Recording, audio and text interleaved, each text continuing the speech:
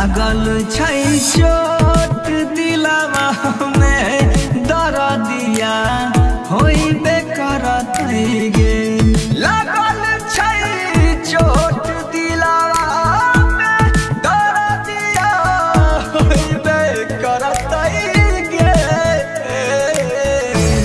तू जइभी दूर हमरा से ई अखियाँ रोइबे करत गे। लागल छै चोट दिलवा में दर्दिया होइबे करत गे।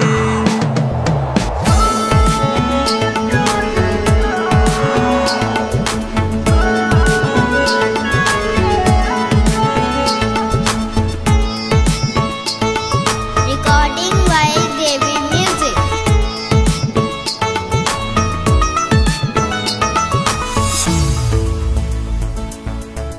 बचपन से साथ रहले अब होइ छै आना जान गे। दिल में तोरा बसै रहियो सुने हमर जान गे। दर्द दिलवा के हमार नया खिया सोइबे करत गे।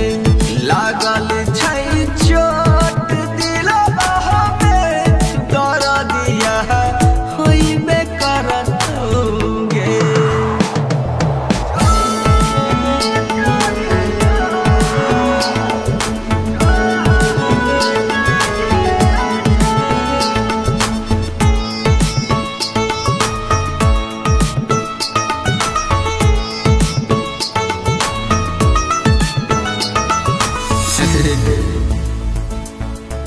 सब दिन कहै रही साथ तोहर नहीं छोड़बा।